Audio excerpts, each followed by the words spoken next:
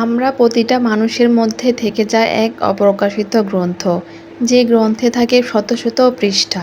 তবে সেই পৃষ্ঠাতে থাকা নিজের ভাব সম্প্রসারণ কিংবা আবেগ অনুভূতি, কিছু খারাপ লাগা ভালো লাগা, যা কখনোই প্রকাশ করা হয় না, একান্ত নিজের মধ্যেই থেকে যায়। তবে মাঝে মধ্যে পৃষ্ঠাগুলো উল্টে আমরা নিজেরাই আবেগপ্রবণ হয়ে পড়ি। উইকেন্ড ডেগুলোতে আমরা চেষ্টা করি সবসময় একটু নিজেদের মধ্যে সময় কাটাতে কিংবা ঘোরাফেরা করে আসতে।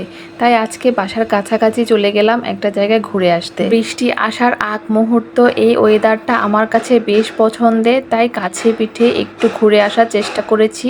দূরে কোথাও যাওয়ার ট্রাই করিনি, যদি বৃষ্টিতে ভিজে যায়। এই জায়গাটাতে আমরা অনেকবারই এসেছি, তার মধ্যে এই সুন্দর বাড়িটা দেখলে খুবই ভালো লাগে, একদম রাজপ্রাসাদের মতো। যার তার সাথে চা খাওয়া যায় না, চা জিনিসটা সস্তা হলেও যার সাথে খাবেন সে মানুষটা অনেক দামি হওয়া লাগে। চা খাওয়ার মুহূর্তটা অনেক বেশি সিলেক্টেড একটা জিনিস।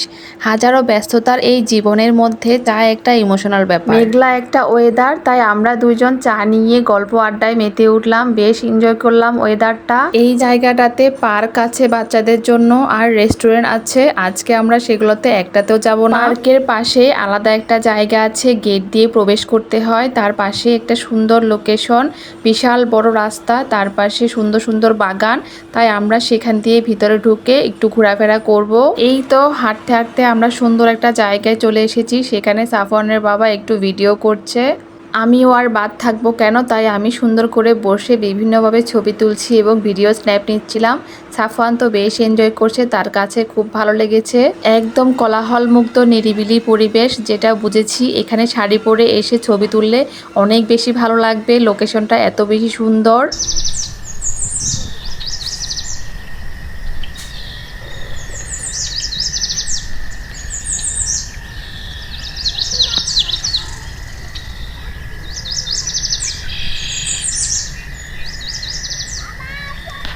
কিছু দূর যাওয়ার পরে ঘাসের মধ্যে পড়ে আছে সুন্দর একটা ফুল। আমি তুলে দেখলাম, কালারটা এত সুন্দর লাগছে, একদম চকচক করছে, খুবই সুন্দর লাগছিল দেখতে। এটা মেবি কাঠগোলাপ, গাছে তাকাতেই দেখতে পেলাম অনেকগুলো ফুল ফুটে আছে। ঘাসের উপরে দুইটা ফুলই ছিল, একটা সাফওয়ানকে দিয়েছি, একটা আমি নিয়েছি। এই সুন্দর ফুলটা খোপায় না দিলে হয়, তাই আমি সুন্দর করে লাগিয়ে নিলাম। কেমন লাগছে আমার নিজেকে দেখলাম, আপনারা জানাবেন কেমন লাগছে এই ফুলটা। ঘোরাঘুরি শেষ করে আমি আর সাফওয়ান মিলে চলে গেলাম আইসক্রিম খেতে। ও কাপ আইসক্রিম পছন্দ করে আর আমি চকবার আইসক্রিম নিয়ে নিলাম। আইসক্রিম সাফওয়ান আর আমার দুজনেরই খুব পছন্দ, তাই আমরা মা ছেলে শেয়ার করে খাচ্ছিলাম, খুবই ভালো লাগছিল। আইসক্রিম খেতে খেতে আজকের মতো আপনাদের কাছ থেকে বিদায় নিচ্ছি। ভিডিওটা কেমন লেগেছে অবশ্যই জানাবেন। সবাই ভালো থাকবেন, আল্লাহ হাফেজ।